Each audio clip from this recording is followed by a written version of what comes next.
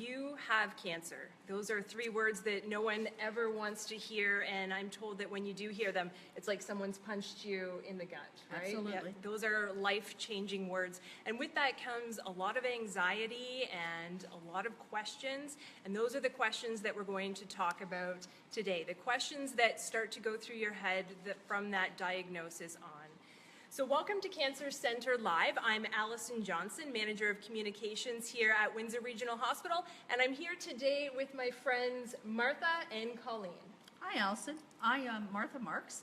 I am a cancer survivor, and I am also Vice Chair of our PFAC committee here at the hospital.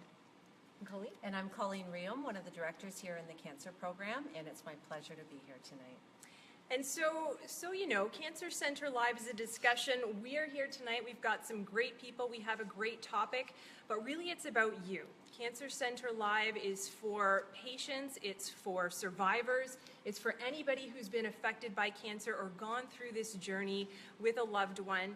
And so really we're hoping that the questions come from you tonight. Again, we bring you the topic, and tonight's topic it's called I Have Cancer, Now What? So we're going to talk about, you know, everything from that moment of diagnosis up until you get your foot in the door here at the Cancer Center. And to start out, to get the ball rolling, we have a question for you tonight. So please post these below your screen there. And the first question that we want to talk about tonight is, what is something that you know now that you wish you had known at the start of your cancer journey that would have helped you? So any tips of anybody who's gone through this, any tips of anybody who's kind of had this experience that can help somebody else, because that's what this is all about, helping others. So please post away, share away, like us, because we like to see that thumbs up and know that thank you that you're out there watching. You can show a little love and click on that heart button. So we're going to start tonight. Martha, thank you so much for being with us, and Colleen for being our guinea pigs, That's our it. first test subjects tonight. We're going to start with a serious question. If you could share, what was it like for you, that moment that, you know, you hear those words, you have cancer? Thanks, Allison. Just, I think to let all the people know at home, when it happens, depending on where you are, you're devastated. It doesn't matter whether you're at home, whether you're sitting in your doctor's office, you know what's coming, but you don't know what's coming. And the moment you hear those words, you are just devastated. You think, what did I do? Why me? And you're just sitting there basically numb. And sure enough, it always whirls around the next question, or you somewhere when you're asking yourself these things, you say, am I going to die? That's, I think, everybody Natural. wants to say, no, it can't happen to me. I'm sure, Colleen, here you see people coming in and probably same type of reactions. Yep, and I think one of the things that we've chatted about that's really important is that was how you felt. Yes. But here in the cancer program, what's important for us, for the providers, is to meet the patients where they are and to understand, are they the kind of person who wants to know all of the information up front? Are they someone who wants to know just enough to get them through to that phase of their journey? Mm-hmm. So it's important for us to know what's important for the patient before we actually engage in that relationship. Because everyone has different questions, right? Yep. And again, if you're just joining us, this is your opportunity to ask the questions, and tonight we'll try and provide you with those answers. This is Cancer Center Live. We're here live in the Windsor Regional Cancer Center, a really warm place. Colleen, what are some of the questions that you hear as the director here from patients who are new here in that first initial phase from diagnosis? And I think that that's a really important question, that for any patient who hears that they have cancer at the very beginning, or from the suspicion of cancer to an actual cancer diagnosis, the first thing that I have worked here a long time, and what I have heard over the years has not changed. What we want to tell patients that are beginning their cancer journey is that when you are lacking information, you think you've left your surgeon's office and you're getting a referral.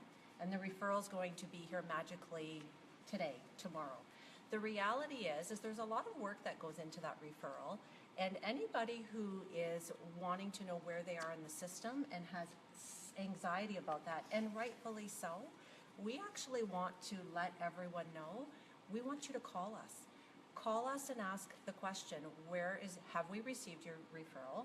Where is it? Is it being triaged? Do you have all of my pathology report? Do you know I had surgery? Do you have all of the information from my surgeons? That is something, if we can share that information, it might take 2 minutes. We have an amazing new patient referral staff. We have Josette and Lynn and Marianne, who are huge patient advocates, and it's their pleasure to actually just take the 2 minutes to let patients know where they are in the system. Typically, we try to get referrals in within 2 weeks' time of receipt. And that information must go a long way. I can imagine if you're sitting at home just not knowing, even just to call and hear 2 weeks is better than not knowing anything, right? Oh, Martin? absolutely. I think that was one of the biggest things for me was when you have your surgery, you now have the first phase. It's out, it's gone. So you want to get going on to the next phase, whether it's chemo, whether it's radiation, or even some people, they can take pills, the same thing. But I think the biggest thing, and Colleen mentioned this, is that you wait. And the big thing is to let people know you may be waiting, but you're healing. And what surgery, if you have had surgery, that has to heal before you get here so that they can go on and get your journey going. And as Colleen said, you're could be home for as many as 2, possibly 3 weeks. You will have received a letter, excuse me, saying that they're working on it, but please know that they are taking all your information and making a plan just for you.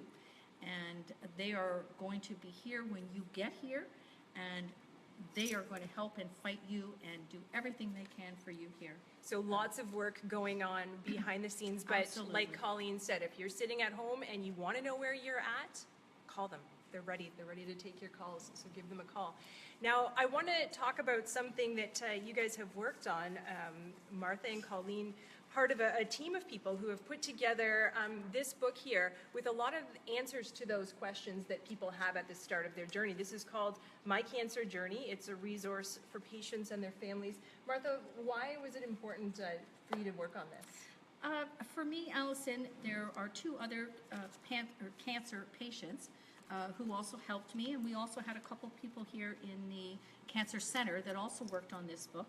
And why it was important to us is we found that as patients, when we arrived here, the information came from a medical source. So you're hearing it from how an oncologist felt or how a nurse felt, not how I felt as a patient.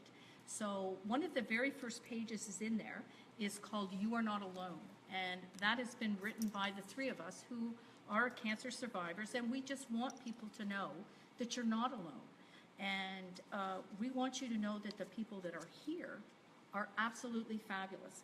And one of the big things that I want to stress to all of you out there is when this happens to you, please do not come by yourself. Bring a spouse, bring a friend, bring a relative if you have a sister or a brother, but you need to bring that person. That is the most important thing that I will say is bring someone with you.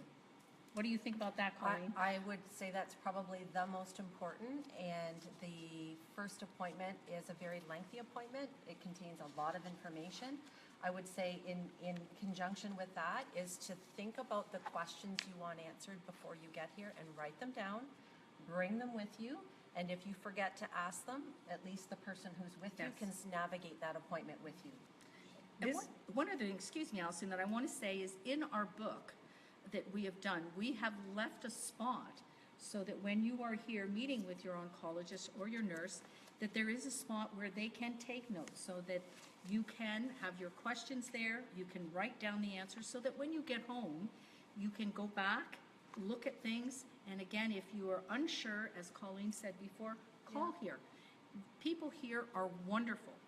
They want to help you and answer any question that they can to help you get along on your journey. And I imagine when you first get diagnosed, when you first learn that you're going to have to make the trip here, you start to wonder about all of these questions, and it really is nicely laid out that it has all this information. It has directions. It's got the phone number to reach the Cancer Center that Colleen keeps saying, give them a call. It's got parking information about us, what to bring to your appointment. And I really like that first page that you were talking about that says you are not alone. And particularly here it says, as cancer survivors, we've been in your shoes. issues, and we know this is a frightening and confusing time for you and your family, and it's our goal to help you as much as possible. And that's our goal here on Cancer Center Live too as well. If you're just joining us, welcome. We are here tonight in the Cancer Center. I've got my friends Martha and Colleen here to answer any questions that you have, and that's really the goal of Cancer Center Live here. So post your questions away. At the beginning, we did ask if anyone had anything that they wanted to share, and we got a comment from Diane. Diane says, "I wish I knew to ask more questions of my family doctor. Needed more information to help relieve the stress." So that's a really good point. All the stress, like you said, and sometimes answers can go a long way. And I think an important thing to note is that family physicians, providing when you come into the Cancer Center and you register in our front lobby, make sure the family physician information is updated, because every note the doctor dictates, whether it's a progress note or a talk appointment or a consultation, a copy goes to the family doctor. So that's a way to keep your family doctor informed where you are in your journey. Absolutely. The other thing I also want to say in answer to that question is, and I'm not quite sure when she wrote the question, whether it was when she just found out. For myself, I had breast cancer, and prior to me having breast cancer, I had no idea that there were so many different kinds of breast cancer, and that depending on your question, your family doctor, if again at this point they don't know what type you had, it may be difficult for them to give you as much information, and that's where I would come back to what Colleen has said to all of you before. Call the hospital here. They can help and get answers to those questions that you're looking for in case your family physician is not able to give them to you. So thanks, Diane, for that. And we do have another question that came from Jenna Lee this week on Facebook. She said, "One question that I would have asked is, why aren't there any financial programs available to others that don't have breast cancer?" Jenna had cervical cancer, and she says every patient at the clinic was for breast cancer. "I also would have liked to have been in touch with other cervical cancer survivors.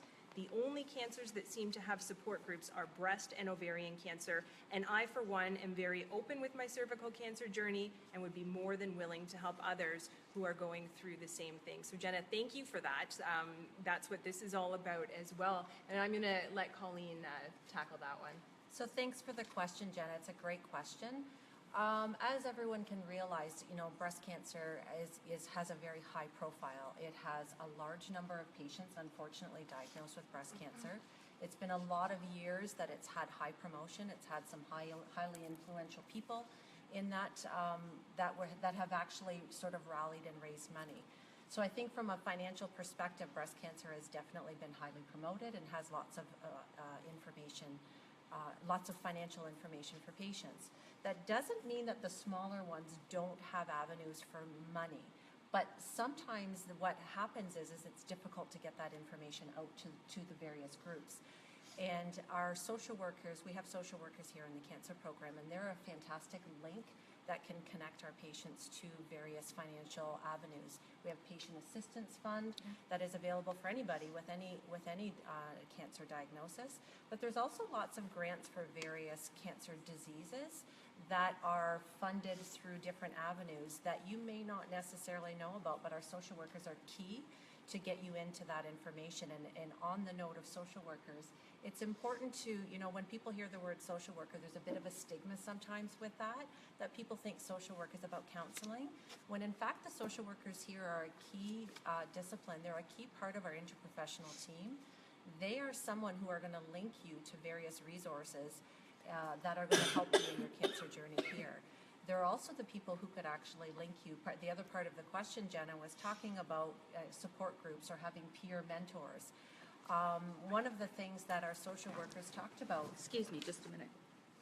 One of the things that our social workers talked about was actually having breast cancer support groups and ovarian cancer support groups or other women's support groups are marketed for breast cancer or for ovarian cancer, but they're truly just a group of women who want to gather, and they actually are not saying it's just for a particular disease. They're actually saying it's for women in general. So I'm going to move over and let Martha back in. Sorry about that. This is live webcasting. This is what happens. You all right, Martha? Yes, fine. So Jenna, I hope I answered your question. If I didn't, my name's Colleen. call me tomorrow. Caller. So social workers, good people to know by the sounds of it. And Jenna, thank you for that question. Again, anyone else, please feel free to share your questions there. Martha, we asked at the beginning for people to share the advice that they have, something that you wish that you knew at the beginning of your journey that would have made it easier. Do you have anything that you can share? I think the biggest thing for me was, I think what we pretty much have talked about is the fact that although you think you're waiting, you're not. That people here already have you in the system. And the oncologists, the nurses, they all get together. They look at what has been sent to the hospital regarding your case. And so that when you come in here, they're ready to go. And they've got to jump on all your information. And that was terrific for me because when I got here, I was anxious. I wanted, the cancer was gone, what's next? Let's get going. Yeah. You want to keep fighting. And I think that's important to know that the staff here is behind the scenes and they are really here for you. And the other thing I also want to say is make sure that you ask these questions. You are not judged when you're here. They are here to help you at any phase, any step along your journey. People are here to help, and people want you to get better, and they're going to do what they can. And as Colleen has said, and Allison, we have a terrific staff here, and ask them. They're here to help. I think one of the things that people might feel if they've never had the opportunity or never had the need, fortunately, to have to be in the Cancer Center, you might see it as kind of a scary place. I know that before I came to the Cancer Center for work, I was really nervous, coming to the hallway, approaching the Cancer Center. Windsor's, Windsor, Essex, it's a small region. I recognize people coming through the lobby, but what I do notice in here is it's a warm atmosphere. We've got the nice fireplace in here. It really is a comfortable place. Every time I'm in here, there's lots of volunteers, lots of people talking. The culture in here, it's really warm. When I'm going through the patient wait areas, they're all talking to each other. There's often volunteers out here who have either driven people or volunteers just waiting to answer any questions. So, and I know that you said if you are afraid of that, just come, right? Just come check it out. So on your first visit, when you first come to the cancer program as a new patient diagnosed, we actually have a small little orientation that we do. That's right. that you might remember, Martha, that our volunteers do. But in fact, there's no right way to do that. If a patient is coming to the Cancer Center and maybe their appointment is next Friday, they've got a week to wait. There's nothing that says they can't come to the Cancer Center. We're going to show you in a little bit, but our volunteers actually sit front and center when you walk in the front doors. And if you feel empowered, come on in. Let the volunteers know that I'm a new patient and I'm going to be coming here next Friday.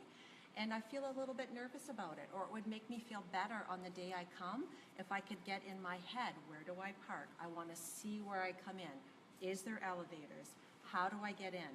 So I would invite you to come anytime. And I think that, we've got this fancy camera here. I think we can just stay seated and I'll turn the camera around and we can just give people a tour right here. Show them what we're talking about. Bear with me for 1 second here. So this is the Cancer Center. Colleen, you give tours when you come, when people come. But this is the waiting area. That's the door where you'll enter. The front entrance. The front entrance. There you see you've got the volunteer desk. Always two really smiley and helpful volunteers there anytime I come in. Here you see our live studio audience here for tonight, and the reception desk. And then we've got a grand piano behind me here. Oh, it's a little. Is not working out so well, but like Colleen said, anytime you want, you can come on in and get the tour for yourself. We did get a couple questions. Actually, first a comment, one from Steve Marks. Steve related? Yeah. Steve says, do not forget men are also treated at the Cancer Center. Steve, I haven't forgotten that at all.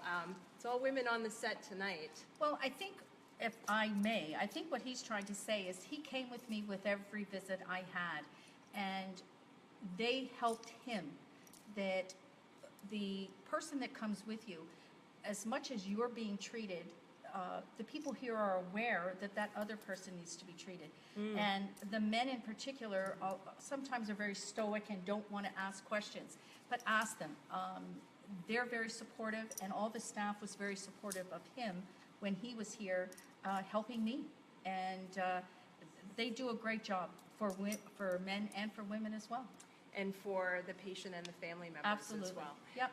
Thank you for that, Steve. And Steve, I do look forward to having some men join us for future episodes, so maybe I will be giving you a call, or you can call us. Another question here, this one's from Adam. Adam says, are there any programs or resources for life after cancer? And I'm sure that there are. So I guess I would ask Adam to define life after cancer. So does that mean after treatment? Does that mean after you're discharged from the cancer program? And there's lots of examples that could be supportive for either of those. One of the examples is a program that was started several years back, and it's actually called Renew. And it is a program that's really intended for patients at the completion, as they're coming to the end of their treatment. They're still in the cancer system, but it's getting them back on their feet. And that's a program that we're actually looking at right now to do some enhancements to, because it's a great program. We've had great satisfaction with the program. The challenge is we're a little bit puzzled because we hear such good things about it. Why our numbers, our registrations are a little bit lower. And we also know that we actually want to translate that information across Erie St. Clair because we're a regional cancer program. So there is that program we're taking a look at. And we actually have survivorship is sort of the term that we call it. And we actually have survivorship on our radar to do a much better job at for life after cancer. There is lots of wellness programs out there, but we want to do a better job in 2017 and actually help promote that and share some of that information. So thanks for the question, Adam. And I think we'll definitely talk about some of those programs in future webcasts here. Are they online if people want to check them out? So our online, I'm going to be honest, so here's our opportunity for improvement. So the cancer program is, the hub here at Windsor Regional Hospital has a website, and the website is in need of being enhanced, and that is one of our key goals in early 2017. There is information on there. The Cancer Resource Journey binder is on there.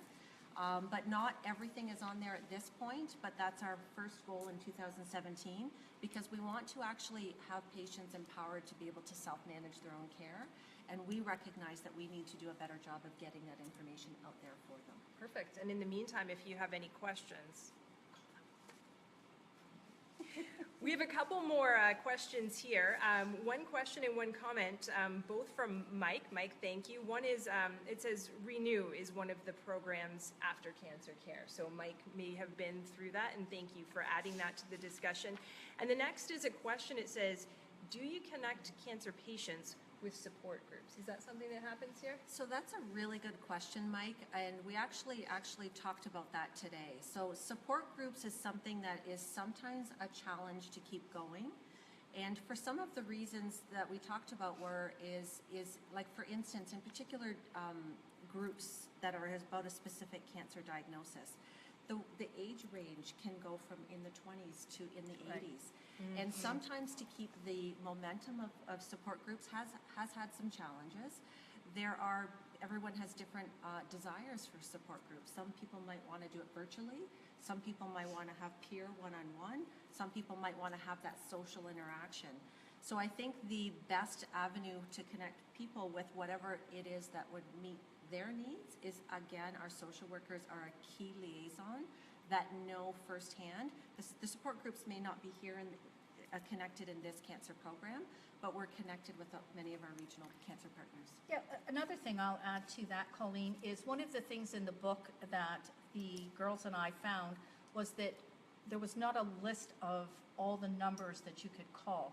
So that was a big focus of one of the things we wanted in the book, is that there's a dedicated page that lists all these numbers that you can call. And if my memory serves me correct, I think we talked about some of the sources that are around Windsor that have support groups, and numbers are there. And also, again, you know, the main cancer numbers are there that they can call, and those numbers will help them as well. And again, if you're just joining us, this is Cancers Center Live, and the idea is to answer any questions that people have, to connect people. And if anyone has any ideas or support groups that are out there, please feel free to share those, to post them, to talk about them in the thread underneath this discussion, because that's what this is all about, is providing answers. We provide the answers that we have, but really all of you asking the questions and sharing advice as well. Now, you mentioned social workers again. You keep talking about the social workers. I think that that's a good segue into our next week's discussion. Hands up, who's ready for Christmas here? It's one and a half. It's getting there. 2 out of 3 people ready for Christmas here. Next week, we're going to be talking about going through the holidays with cancer. We're calling that episode Cancer at Christmas. And the idea there is that Christmas is a stressful time for the healthiest person. So I can imagine going through the holidays, it's the happiest time of the year, with that extra burden of, what's going on in your body, all the emotions that go with it. So we're going to talk about that next week. We have another great couple of guests here. One is a social worker.